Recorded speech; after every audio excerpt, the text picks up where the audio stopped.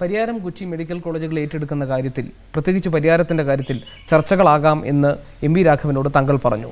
അതേസമയം തന്നെ മുഖ്യമന്ത്രി അതിനുവേണ്ട നടപടികൾ തുടങ്ങിക്കഴിഞ്ഞു, അതിനൊരു ചർച്ചയുടെ സാധ്യതയില്ല എന്ന് താങ്കൾക്ക് വിരുദ്ധമായൊരു അഭിപ്രായം രേഖപ്പെടുത്തുകയുണ്ടായി. താങ്കൾ വെറുതെ ഒരു ഉറപ്പ് കൊടുത്തതാണോ എം.വി. രാഘവന്? ഞാൻ മുഖ്യമന്ത്രിയുമായിട്ട് ആലോചിച്ചിട്ടാണ് എം.വി. രാഘവനെ കാണാൻ പോകുന്നത്. കണ്ടു കഴിഞ്ഞ് ഞങ്ങൾ തമ്മിൽ സംസാരിച്ചു. ഞാനും മുഖ്യമന്ത്രിയും പറഞ്ഞതിൽ നിന്ന് ഒരേ കാര്യം തന്നെയാണ് ഉള്ളത്. ക്യാബിനറ്റ് തീരുമാനം മരവിപ്പിച്ചു എന്ന് ചില പത്രങ്ങളിൽ വാർത്ത വന്നു. അത് അവരുടെ ഭാവനാ സൃഷ്ടിയാണ്. ഞാൻ ഒരിക്കലും അങ്ങനെ പറഞ്ഞിട്ടില്ല.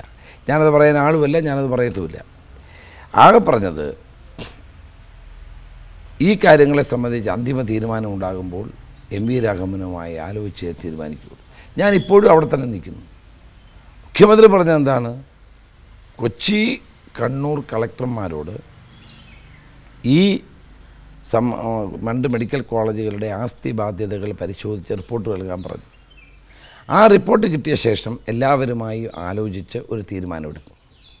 ഞാൻ എം.വി.ആറിനെ കണ്ടപ്പോൾ ഞാൻ പറഞ്ഞു എം.വി.ആറുമായി ആലോചിച്ച് തീരുമാനമെടുക്കുകയുള്ളൂ. ഞങ്ങൾ തമ്മിൽ പറഞ്ഞതിന് എന്താ വ്യത്യാസം? ആസ്തി തിട്ടപ്പെടുത്താനുള്ള നീക്കങ്ങൾ എന്ന് പറഞ്ഞാൽ ആ നടപടിയിലേക്ക് കടന്നു എന്നല്ല അർത്ഥം. അല്ല, ആസ്തി ബാധ്യതകൾ എങ്ങനെയാണെന്ന് ഗവൺമെൻറ് പരിശോധിക്കുന്നതിനകത്ത് എന്താ കുഴപ്പം? പക്ഷേ അന്തിമ തീരുമാനമെടുക്കുന്നത് എല്ലാവരുമായി ആലോചിച്ച് മാത്രമേ ഉള്ളൂ എന്ന് മുഖ്യമന്ത്രിയും പറഞ്ഞു. ഞാൻ എം.വി.ആറിനെ കണ്ടപ്പോൾ ഞാൻ എം.വി.ആറുമായിട്ട് ആലോചിക്കുമെന്ന് പറഞ്ഞു. അത് സ്വാഭാവികമല്ലേ?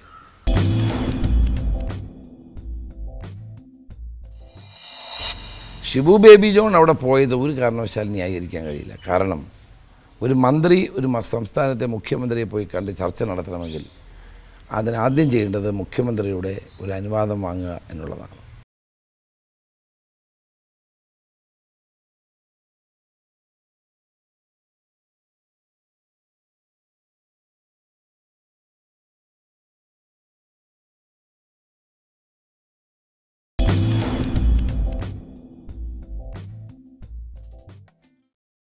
നരേന്ദ്രമോദിയെ മന്ത്രി ഷിബു ബേബി ജോൺ സന്ദർശിച്ചപ്പോൾ മുഖ്യമന്ത്രി ഉമ്മൻചാണ്ടി ശക്തമായി പ്രതികരിക്കുകയുണ്ടായി. താങ്കളും പ്രതികരിച്ചു. പല ഘടകകക്ഷി നേതാക്കളും അതിനെതിരെ രംഗത്ത് വന്നു. തെറ്റായിപ്പോയി എന്ന് ഷിബു ബേബി ജോണും പറഞ്ഞു. കോൺഗ്രസിൻ്റെ മുൻ എം.പിയും എം.എൽ.എയുമായ എ.പി. അബ്ദുള്ളക്കുട്ടി പലതവണ പല വേദികളിൽ നരേന്ദ്രമോദിയുടെ വികസനത്തെ മാതൃകയാക്കിയെടുക്കാമെന്ന് പറഞ്ഞിട്ടുണ്ട്. കേരളത്തിൻ്റെ ഗുജറാത്ത് വികസന മാതൃക പിന്തുടരാം എന്ന നിലപാട് അദ്ദേഹത്തിന് ഇപ്പോഴുമുണ്ട്. ഈ ഒരു പശ്ചാത്തലമുള്ളപ്പോൾ എന്ത് ധാർമ്മികതയാണ് ഷിബു ബേബി ജോൺ വിമർശിക്കാൻ കോൺഗ്രസിനുള്ളത്? ഞങ്ങളെ സംബന്ധിച്ചിടത്തോളം ഇക്കാര്യത്തിൽ വളരെ വ്യക്തമാണ് ഞങ്ങളുടെ നിലപാട്. നരേന്ദ്രമോദിയുടെ രാഷ്ട്രീയവും നരേന്ദ്രമോദിയുടെ വികസന സമീപനവും കോൺഗ്രസ്സിന് യോജിക്കാൻ കഴിയുന്ന ഒന്നല്ല. നരേന്ദ്രമോദി അധികാരത്തിൽ വന്നത് മതന്യൂനപക്ഷങ്ങളെ കൂട്ടക്കൊല ചെയ്തുകൊണ്ടാണ്. അപ്പം അദ്ദേഹത്തിൻ്റെ രാഷ്ട്രീയം ഇത്തരം മതന്യൂനപക്ഷങ്ങളെ ചവിട്ടിമെതിച്ചുകൊണ്ട് അധികാരത്തിൻ്റെ ദന്തഗോപുരങ്ങളിലേക്ക് വരിക എന്നുള്ളതായിരുന്നു. അതിന്ന് ദേശീയ തലത്തിൽ പ്രാവർത്തികമാക്കാമോ എന്നാണ് മോഡി ശ്രമിക്കുന്നത്. അവിടുത്തെ വികസനം എന്ന് പറയുന്നതൊന്നും യാഥാർത്ഥ്യബോധമുള്ള കാര്യങ്ങളൊന്നുമല്ല. കുറച്ച് ഗുജറാത്തിൽ നേരത്തെയും വ്യവസായങ്ങളും അതോടൊപ്പം തന്നെ ഓയിൽ കമ്പനികളുമൊക്കെ അവിടെ പ്രവർത്തിച്ചിരുന്നുള്ളത് സത്യമാണ്. പ്രത്യേകിച്ച് ഈ പറയുന്ന ഈ പ്രചരണപരമായിട്ടുള്ളതിന് അത്രയും വികസനമൊന്നും അവിടെ നടന്നിട്ടില്ല എന്നുള്ളതാണ് സത്യം. അപ്പോൾ അതുകൊണ്ട് ഷിബു ബേബി ജോൺ അവിടെ പോയത് ഒരു കാരണവശാലും ന്യായീകരിക്കാൻ കഴിയില്ല. കാരണം ഒരു മന്ത്രി ഒരു സംസ്ഥാനത്തെ മുഖ്യമന്ത്രിയെ പോയി കണ്ട് ചർച്ച നടത്തണമെങ്കിൽ അതിനാദ്യം ചെയ്യേണ്ടത് മുഖ്യമന്ത്രിയുടെ ഒരു അനുവാദം വാങ്ങുക എന്നുള്ളതാണ്. അത് കൂടാതെ ഒറ്റയ്ക്ക് അവിടെ പോയി സംസാരിച്ചത് ഇതിനകത്തൊരു ഔചിത്യക്കുറവുണ്ട്. അതാണ് ഞങ്ങളെല്ലാവരും പറഞ്ഞത്. അപ്പോൾ അത് തന്നെയുമല്ല, നരേന്ദ്രമോദിയുടെ വികസന മോഡലിനെ നമ്മൾ അംഗീകരിക്കുന്നുമില്ല. അതിനേക്കാൾ മെച്ചപ്പെട്ട മോഡലാണ് നമുക്കുള്ളത്. നമ്മുടെ വികസന മോഡൽ അതിനേക്കാൾ മെച്ചപ്പെട്ടതാണ്. പക്ഷേ നമുക്കത് പൂർണ്ണമായ നിലയിൽ ഫലപ്രദമാക്കാൻ കഴിയുന്നില്ല എന്നുള്ളത് നമ്മുടെ കുറ്റമാണ്. താങ്കൾ അന്വേഷിച്ചു എന്തിനാണ് ഷിബു ബേബി ജോൺ നരേന്ദ്രമോദിയെ കണ്ടത്? അദ്ദേഹത്തിൻ്റെ ബിസിനസ് കാര്യങ്ങൾക്കാണോ വ്യക്തിപരമായ കാര്യങ്ങൾക്കാണോ അതോ കേവലം ഒരു കൂടിക്കാഴ്ചയായിരുന്നു? അത് ആ നടപടി ശരിയാണ് എന്ന് അദ്ദേഹം ഒരിക്കലും ഇപ്പോൾ പറയുന്നില്ല. അത് പറ്റിപ്പോയതാണ്, സംഭവിച്ചു പോയത്. അത് തൊഴിൽ മന്ത്രിയെ കാണാനായിട്ട് പോയതാണ്. അവിടെ ഏതോ ഒരു സ്കിൽ ഡെവലപ്മെൻറ്റിൻ്റെ ഒരു സ്ഥാപനമുണ്ട്, അത് കാണാൻ വേണ്ടി പോയപ്പോൾ തൊഴിൽ മന്ത്രിയെ കാണാമെന്ന് പറഞ്ഞപ്പോൾ തൊഴിൽ മന്ത്രി വേണ്ട മുഖ്യമന്ത്രി തന്നെ കാണാമെന്ന് പറഞ്ഞപ്പോൾ അങ്ങനെ കണ്ടതാണ്. അത് മനഃപൂർവ്വമായിരുന്നില്ല. അത് തെറ്റായിപ്പോയി. ഞാനത് സമ്മതിക്കുന്നു. പൊതുവായി അദ്ദേഹം ഖേദം പ്രകടിപ്പിക്കുകയും ചെയ്തു. യൂത്ത് കോൺഗ്രസ് തിരഞ്ഞെടുപ്പുമായി ബന്ധപ്പെട്ട് നിരവധി വിഷയങ്ങൾ ഇപ്പോഴും നിലനിൽക്കുന്നുണ്ട്. പലയിടങ്ങളിലും സംഘർഷത്തിൻ്റെ വക്കോളമെത്തി. കോഴിക്കോട് കെ മുരളീധരൻ്റെ ഗ്രൂപ്പിനെ പിന്തുണയ്ക്കുന്ന ജില്ലാ നേതാവ് പരിക്കേറ്റ് ആശുപത്രിയിലായി. കോൺഗ്രസിനകത്തുള്ള ഗ്രൂപ്പ് പോരുകൾ നിയന്ത്രിക്കുന്നതിലും ഇല്ലാതാക്കുന്നതിലും KPCC പ്രസിഡന്റ് പരാജയപ്പെട്ടു എന്നതിൻ്റെ തെളിവല്ല ഈ സംഭവങ്ങൾ? ഒരിക്കലുമല്ല. യൂത്ത് കോൺഗ്രസിൻ്റെ ഇലക്ഷൻ നമ്മളല്ല നടത്തുന്നത്. അതിന് അഖിലേന്ത്യാ തലത്തിലൊരു സംവിധാനമുണ്ട്, ഒരു ഇലക്ഷൻ കമ്മീഷനുണ്ട്. അവരാണ് ഈ ഇലക്ഷൻ നടത്തുന്നത്. KPCC ആയിട്ട് ഒരു ബന്ധവും ഈ ഇലക്ഷൻ പ്രോസസ്സിനില്ല, ഇലക്ഷൻ്റെ കാര്യങ്ങൾക്കില്ല. ഞങ്ങൾക്ക് ഇതിനെ സംബന്ധിച്ച് ഒരു അറിവുമില്ല. അവർ മെമ്പർഷിപ്പ് നടത്തുന്നു, ഇലക്ഷൻ കമ്മീഷൻ തിരഞ്ഞെടുപ്പ് നടത്തുന്നു.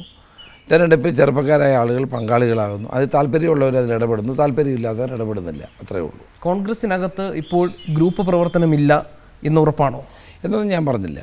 കോൺഗ്രസിനകത്ത് എല്ലാ കാലത്തും ഗ്രൂപ്പുകളുണ്ടാകും. പക്ഷേ ഗ്രൂപ്പുകളുടെ അതിപ്രസരമൊന്നും കോൺഗ്രസിനകത്തില്ല.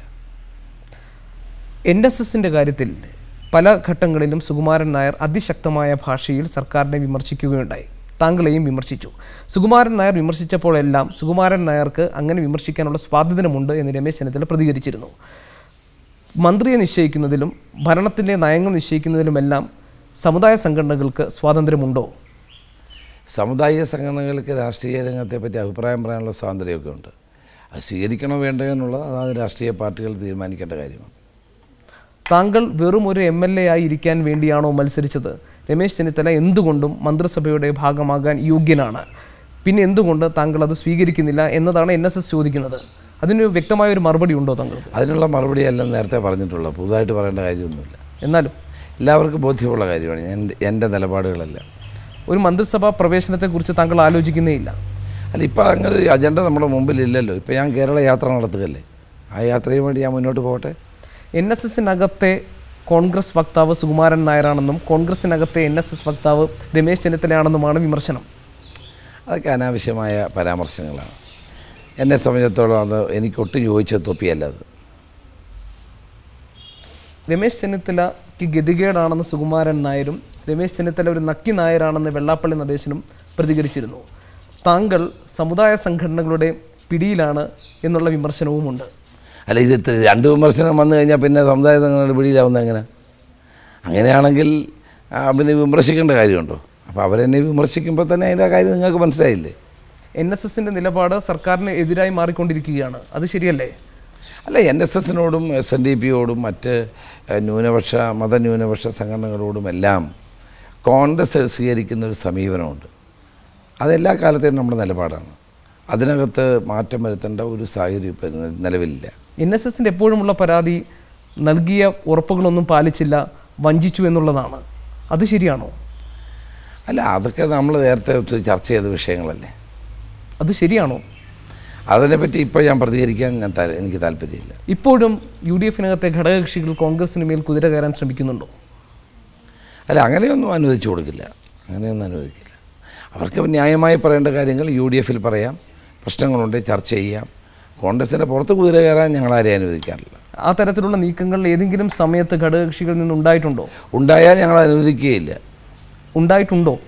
അല്ല, ഞാൻ പറഞ്ഞത് അങ്ങനെ ഉണ്ടായാൽ, ഇതുവരെ ഉണ്ടായിട്ടുണ്ടെന്ന് ഞാൻ പറയുന്നില്ല, ഉണ്ടായാൽ ഞങ്ങൾ ഒരു പാർട്ടി അനുവദിക്കത്തില്ല. അല്ല, അത് അങ്ങനെ ഒരു പരസ്യ പ്രസ്താവന നടത്താൻ പ്രേരിപ്പിച്ച സാഹചര്യം എന്തായിരുന്നു താങ്കൾ? ആര് പറഞ്ഞത് അങ്ങനെ? താങ്കൾ അങ്ങനെ പറഞ്ഞിട്ട്? ഞാൻ പറഞ്ഞത് അങ്ങനെയല്ല. ഞാൻ പറഞ്ഞത് മുന്നണി എന്ന് പറയുന്ന എല്ലാവർക്കും വേണ്ടിയാണ്. മുന്നണിക്ക് നേതൃത്വം കൊടുക്കുന്നത് കോൺഗ്രസ്സാണ്. കോൺഗ്രസ് വിട്ടുവീഴ്ചകൾക്ക് തയ്യാറാണ്. പക്ഷേ അത് കോൺഗ്രസിൻ്റെ ദൗർബല്യമായി ആരും കാണരുത്. ഇത്ര ഞാൻ പറയുന്നുള്ളൂ. അത് പറയാനുണ്ടായ സാഹചര്യം? കാരണം അത് ഇന്നത്തെ മുന്നണി ബന്ധങ്ങൾ പരിശോധിച്ച ശേഷം ഞാൻ പറഞ്ഞ കാര്യമാണ്. മുന്നണി ബന്ധങ്ങളിൽ ആ തരത്തിലുള്ള ഇടപെടൽ? കാരണം മുന്നണിയുടെ നേതാക്കന്മാർ, അത് കോൺഗ്രസ് ആണെങ്കിലും അല്ലാത്തവരാണെങ്കിലും, പറയേണ്ട കാര്യങ്ങൾ പറയേണ്ട വേദിയിൽ പറയണം. അല്ലാതെ പുറത്തിങ്ങനെ പറഞ്ഞ് ഗവൺമെൻറ്റിൻ്റെ പ്രതിച്ഛായയ്ക്ക് മങ്ങലേൽപ്പിക്കുന്ന നടപടികൾ ഉണ്ടാകാൻ പാടില്ല. PC ജോർജ് എന്ന് പറയുന്ന ഗവൺമെൻറ് ചീഫ് വിപ്പ് യഥാർത്ഥത്തിൽ സർക്കാരിൻ്റെ പ്രതിച്ഛായയ്ക്ക് കോട്ടം തട്ടിച്ചിട്ടില്ലേ? ഞാൻ PC ജോർജിനെ പറ്റി മാത്രമല്ല പറയുന്നത്, ആരാണെങ്കിലും ശരി, കോൺഗ്രസ് ഉള്ളവരാണെങ്കിലും ശരി, അത്തരം പ്രസ്താവനകളിൽ നിന്ന് മാറി നിൽക്കണം. അവർക്ക് പറയാനുള്ള കാര്യങ്ങൾ മുന്നണി പറയും. പക്ഷേ ഇപ്പോൾ PC ജോർജ് വളരെ സംയമനത്തോടു കൂടിയാണ് സംസാരിക്കുന്നത്. അതൊരു നല്ല കാര്യമാണ്. അത് മാണി സാറിൻ്റെ ഇടപെടൽ മൂലമായിരിക്കാം എന്ന് ഞാൻ കരുതുന്നു. ഗൗരിയമ്മ നേതൃത്വം കൊടുക്കുന്ന JSSും ഇപ്പോൾ UDFൽ നിന്ന് വിട്ടുപോകുന്നുണ്ടെങ്കിൽ അതിനൊരു പ്രധാന കാരണക്കാരൻ PC ജോർജാണല്ലോ. അല്ല, ഗൗരിയമ്മയും PC ജോർജിനെ പറ്റി പറഞ്ഞു. ഗൗരിയമ്മയാണ് ആദ്യം PC ജോർജിനെ പറ്റി പറഞ്ഞത്. അതുകൊണ്ടാണ് അദ്ദേഹം റിയാക്ട് ചെയ്തത്. രണ്ടും പാടില്ലായിരുന്നു എന്നുള്ളതാണ് എൻ്റെ വ്യക്തമായ അഭിപ്രായം. PC ജോർജ് പൂർണ്ണമായും ഇപ്പോൾ നിയന്ത്രണത്തിലാണോ? അല്ല, PC ജോർജിൻ്റെ പ്രവർത്തനങ്ങൾ നോക്കുമ്പോൾ അദ്ദേഹത്തിൻ്റെ പാർട്ടിയെ ആണ് അദ്ദേഹത്തെ നിയന്ത്രിക്കേണ്ടത്. അത് നിയന്ത്രിക്കുന്നുണ്ട് എന്നാണ് എൻ്റെ വിശ്വാസം. താങ്കൾ ഘടകകക്ഷികളുടെ കുറിച്ച് താങ്കൾ പരാമർശം നടത്തിയതിന് 2 ദിവസം അപ്പുറമാണ് AK ആൻ്റണി പറഞ്ഞത് ഇവിടുത്തെ സംസ്ഥാന നേതൃത്വത്തെ വിമർശിച്ചുകൊണ്ടുള്ള, അതായത് ഇതിൻ്റെ ഉത്തരവാദികളായവർ നിയന്ത്രിച്ച് നിർത്തണം എന്ന പ്രസ്താവന നടത്തിയത്. കാര്യങ്ങൾ കൃത്യമായി പോകുന്നില്ല എന്ന് AK ആൻ്റണിക്ക് ബോധ്യപ്പെട്ടതുകൊണ്ടാണോ അങ്ങനെ പറഞ്ഞത്? അങ്ങനെയല്ല അദ്ദേഹം പറഞ്ഞത്. AK ആൻ്റണി സമ്പന്നനായ രാഷ്ട്രീയ നേതാവാണ്. അദ്ദേഹം പറയുന്ന കാര്യങ്ങൾ ഞങ്ങൾ തീർച്ചയായിട്ടും ഗൗരവത്തോടുകൂടി കാണും. അദ്ദേഹത്തിൻ്റെ കൂടി അഭിപ്രായ പ്രകാരമാണ് ഞാൻ ഈ ഘടകകക്ഷികൾക്ക് പ്രശ്നങ്ങളുണ്ടെങ്കിൽ ആ പ്രശ്നങ്ങൾ ആരായാൻ മുൻകൈ എടുത്തിട്ടുള്ളത് അഭിപ്രായത്തിൻ്റെ കൂടി അടിസ്ഥാനത്തിലാണ്. മുൻകാലങ്ങളിൽ കോൺഗ്രസിനകത്തായിരുന്നു പ്രശ്നങ്ങൾ ഉണ്ടായിരുന്നത് എങ്കിൽ ഇപ്പോൾ UDFൽ ഘടകകക്ഷികളിൽ നിന്നാണ് പ്രശ്നങ്ങൾ ഉണ്ടാകുന്നതെന്ന് താങ്കൾ പറഞ്ഞു. അങ്ങനെയല്ല, കോൺഗ്രസിനകത്ത് തന്നെ പ്രശ്നങ്ങളുണ്ടെന്നും വേണ്ടി വന്നാൽ ആവശ്യപ്പെട്ടാൽ താൻ ഇടപെടാം എന്നുമാണ് AK ആൻ്റണി തിരുത്തി പറഞ്ഞത്. അങ്ങനെയൊന്നും പറഞ്ഞു. അങ്ങനെയൊന്നും AK ആൻ്റണി പറഞ്ഞില്ല.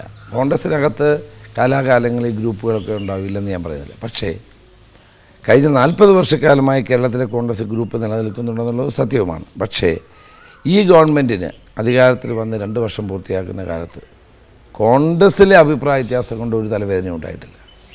KPCC പ്രസിഡന്റ് രമേശ് ചെന്നിത്തല എങ്ങനെയാണ് മുഖ്യമന്ത്രി ഉമ്മൻചാണ്ടിയെ വിലയിരുത്തുന്നത്? ഞാൻ നല്ല മുഖ്യമന്ത്രിയായിട്ട് തന്നെയാണ്. ഞങ്ങൾ തമ്മിൽ നല്ല സൗഹൃദമാണ്. പാർട്ടിയോട് ആലോചിച്ചാണ് എല്ലാ കാര്യങ്ങളും ഞങ്ങൾ കൊണ്ടുപോകാൻ ശ്രമിക്കുന്നത്.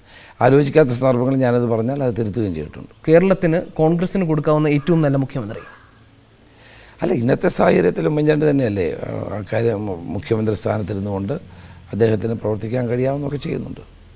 ഒരു ജനപ്രതിനിധിയായി താങ്കൾ എത്തിയതിനു ശേഷം എന്തുകൊണ്ടാണ് ഭരണത്തിൻ്റെ ഭാഗമാകാൻ താങ്കൾ ആഗ്രഹിക്കാത്തത്? പ്രത്യേകിച്ച് രമേശ് ചെന്നിത്തലയെ പോലെ വളരെ കാലിബറുള്ള ഒരു നേതാവിൽ നിന്നും സ്വാഭാവികമായും അത് പ്രതീക്ഷിക്കേണ്ടതല്ലേ? അല്ല, രാഷ്ട്രീയത്തിൽ പ്രവർത്തിക്കുമ്പോഴെല്ലാപ്പോഴും നമുക്ക് അധികാരം മാത്രമേ, ഞാൻ അധികാരത്തിൻ്റെ പിന്നാലെ പോകുന്ന ഒരാളല്ല. അധികാരം കിട്ടിയില്ലെങ്കിൽ അതിനുവേണ്ടി എന്ത് ചെയ്യുന്ന ഒരാളുമല്ല. ഞാൻ മന്ത്രിയായത് 30 വർഷം മുമ്പാണ്. അപ്പോൾ അതിനുശേഷം ഞാൻ പിന്നെ MP ആയി 10-20 വർഷക്കാലം ഞാൻ അങ്ങനെ എൻ്റെ പ്രവർത്തനമായി. അപ്പോൾ അധികാരമുണ്ടെങ്കിൽ മാത്രമേ, അല്ലെങ്കിൽ മന്ത്രിസ്ഥാനം നിർബന്ധമായി കിട്ടണമെന്നുള്ള എൻ്റെ അടിസ്ഥാനത്തിൽ പ്രവർത്തിക്കുന്ന ഒരാളല്ല ഞാൻ. എന്നെ പാർട്ടി ഏത് ചുമതല ഏൽപ്പിച്ചാലും എന്നെക്കൊണ്ട് കഴിയാവുന്ന രീതിയിൽ പാർട്ടിക്ക് വേണ്ടി പ്രവർത്തിക്കാനുള്ളതാണ് എൻ്റെ മുഖ്യമായ ഒരു ലക്ഷ്യം. കേരളത്തിൻ്റെ മുഖ്യമന്ത്രിയാകാൻ കൂടി യോഗ്യനായ വ്യക്തിയല്ലേ രമേശ് ചെന്നിത്തല? അതൊക്കെ ഞാനല്ലല്ലോ വിലയിരുത്തേണ്ടത്. Thank you very much.